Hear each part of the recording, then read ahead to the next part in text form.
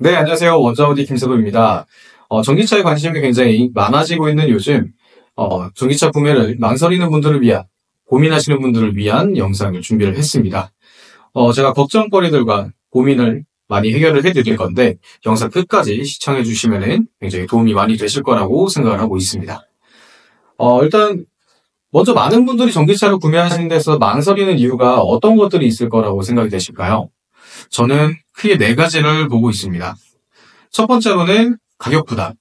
아무래도 차량 가격이 내연기관 차량 대비해서 높게 형성이 되어 있다 보니 조금은 부담이 되실 수도 있으실 것 같습니다. 자, 두 번째, 충전 인프라 부족. 충전기가 부족하지 않을까, 충전소가 부족하지 않을까, 또는 속도가 오래 걸리지 않을까 하는 그런 걱정들을 많이들 하실 것 같습니다. 자, 세 번째로는 주행거리가 있습니다. 주행거리가 짧으면은 아무래도 충전을 자주 해야 되고 조금은 번거로우실 수도 있겠죠. 그래서 이 주행거리 부분도 많이 걱정하실 것 같습니다. 그 다음에 네 번째, 기술 신뢰성. 굉장히 중요한 대목이죠.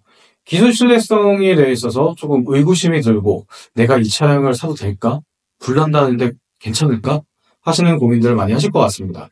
그래서 그 부분도 제가 다 다뤄서 얘기를 드리도록 하겠습니다. 자, 첫 번째로 가격 부담 부분을 말씀드려 볼게요. 가격 부담 사실 많이 되실까요? 요즘 전기차를 굉장히 많이들 찾아주시고 보조금에도 관심이 많이 있으세요. 저는 보조금이 나오는 이 시점에 전기차를 구매하는 게 맞다고 보고 있습니다. 우리의 초기 부담 비용을 정부에서 대신 조금 덜어주고 있으니까요. 자, 첫 번째, 정부와 지자체에서 지원금을 내주고 있다는 사실만으로도 굉장히 만족스럽고요. 두 번째로 봤을 때는 취득세 감면이 있죠. 그리고 세 번째, 공공기관 채권에 대해서 면제가 됩니다. 그러면은 내연기관 차량을 구매를 하셨을 때보다 초기에 내셔야 되는 비용을 훨씬 더 많이 아끼실 수가 있어요. 대략 공채하고 취득세1만 보더라도 한 200만 원 돈을 아끼실 수가 있는 거고요. 굉장히 큰 이점이죠. 그리고 경제성 부분에 대해서 말씀을 드리자면 전기차는 막말로 타이어만 교환하면서 탄다고들 해요. 쉽게 생각해서 우리 오일류들, 엔진 오일이라든가, 미션 오일이라든가, 디퍼런셜 오일이라든가, 각종 오일들이 굉장히 많은데, 이건 오일들을 교환할 필요가 없죠. 그 사실만으로도 굉장히 정비 비용에 있어서는 큰 이점이 되고 있습니다. 이 비용들을 다 월로 따지고 된다고 하면은, 못해도 월에 20만원, 30만원은 내연기관 차량 대비해서 조금 아끼실 것 같아요. 물론 충전 비용, 유류비까지 다 포함해서요. 20만원, 30만원이면 사실 아이가 있으신 분들 같은 경우에는 아이 학원을 하나 더 보낼 수도 있고, 젊은 분들 같은 경우에는 적금을 한 20, 30만원 더 들 수도 있는 비용이죠. 굉장히 큰 차이가 발생되고 있습니다.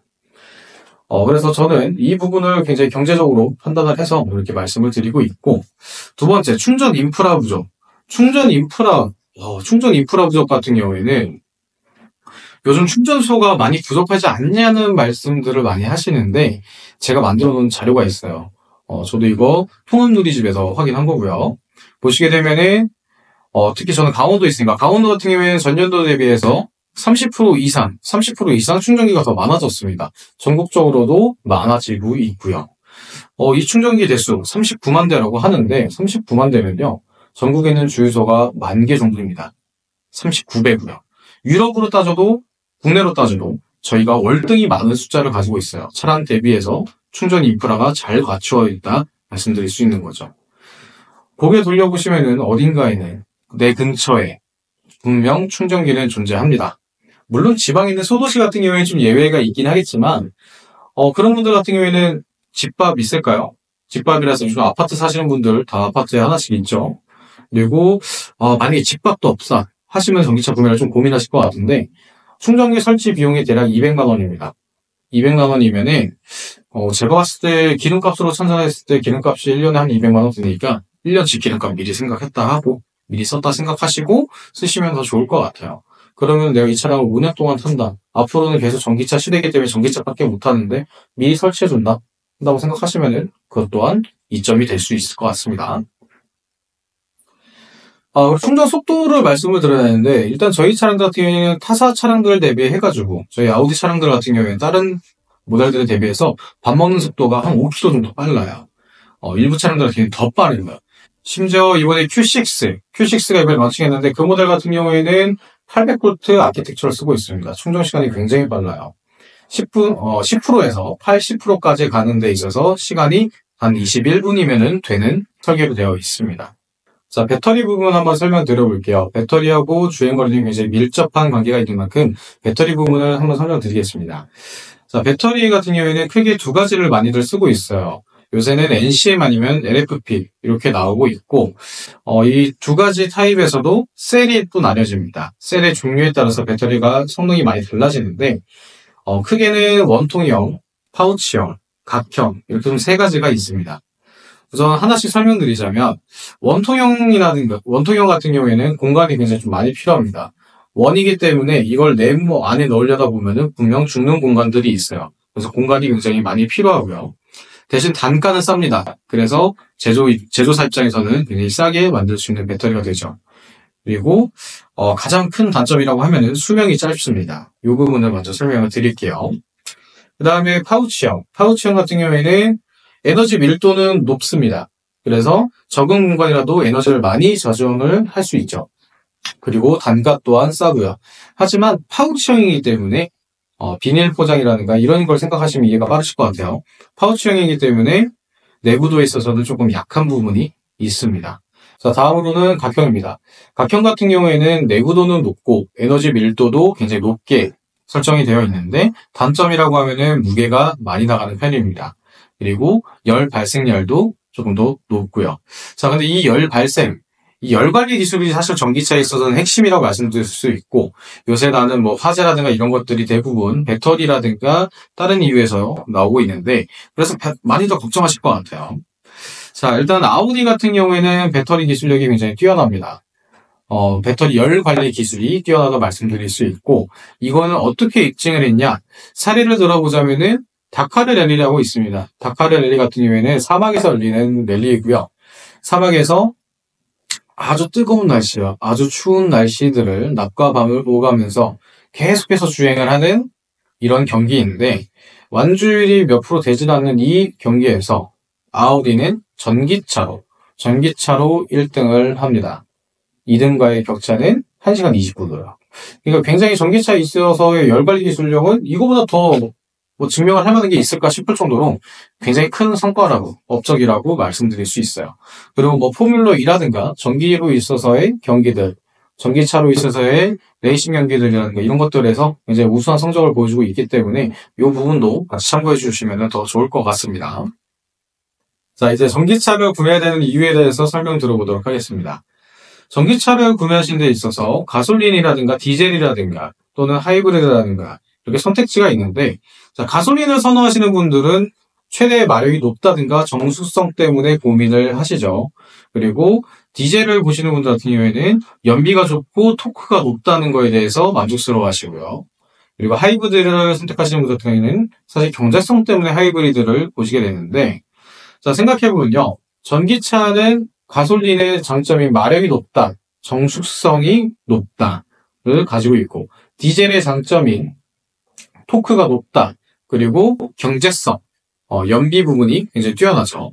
그래서 이 네 가지 모든 부분들을 다 갖추고 있는 게 전기차이고요. 자, 근데도 하이브리드를 보시는 분들이 있어요. 하이브리드도 굉장히 좋은 선택이 될 수 있습니다만 경제성이 목적이라고 하시는 분들 같은 경우에는 전기차로 보시는 게 조금 더 좋지 않을까 하는 그런 생각을 가지고 있습니다. 물론 충전이라든가 이런 것들이 불편하셔서 하이브리드 선택하시는 분들도 계시긴 하지만요.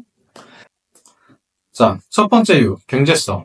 아무래도 유류비에 대한 부담이 확실히 줄어들게 되고 앞서 말씀드린 것처럼 초기 부담 비용이라든가 정부에서의 지원 이런 것들을 받게 되면은 내연기관 대비 훨씬 더 큰 이득을 보실 수 있기 때문에 경제성이 이제 뛰어나서 라고 말씀드릴 수 있고 또한 이제 뭐 정비 비용에 있어서 훨씬 더 뛰어나기 때문에라고 말씀드릴 수 있고요.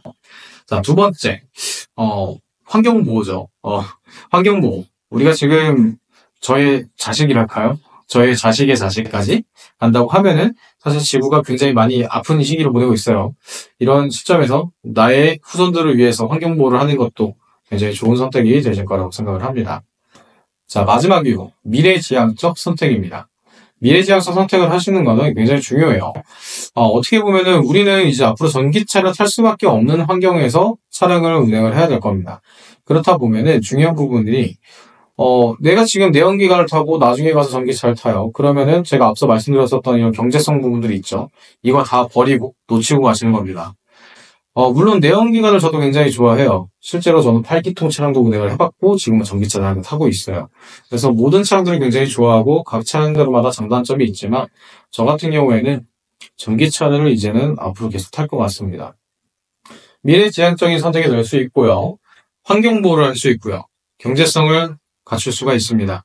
이 모든 선택이 굉장히 훌륭한데 자, 이 부분들에서 뛰어난 모델이 있다 하면은 바로 Q4라든가 Q6 또는 Q8 이트로이 될 수 있겠죠. 근데 일단 Q4 차량 같은 경우에는 굉장히 합리적인 조건으로 차량 구매가 가능하세요. Q4는 일단 차량 할인 금액도 높고요. 보조금도 받을 수 있고요. 수입차라 그래서 취등록세 감면이나 이런 거 못 받는 거 없습니다. 모든 혜택도 다 받으실 수가 있어요. 자, 이 모든 혜택을 받을 수 있는 Q4가 지금 굉장히 불티나게 팔리고 있습니다. 한번 전화 주시면은 차량이 어떤 차량인지 제대로 설명을 드리는 기회를 갖도록 해보겠습니다. 자, 이 모든 부분들을 말씀드리면서 전기차는 미래의 주류가 될 건데 이 주류가 되는 세상을 이끌어 나가실 고객님께서 연락을 주시면 감사하겠습니다. 상단에 있는 연락처로 주시면 누구보다도 정확하고 친절하고 빠르게 신속하게 열정과 패기로 신뢰성 있는 상담을 드리도록 하겠습니다. 긴 영상 시청해주셔서 감사합니다.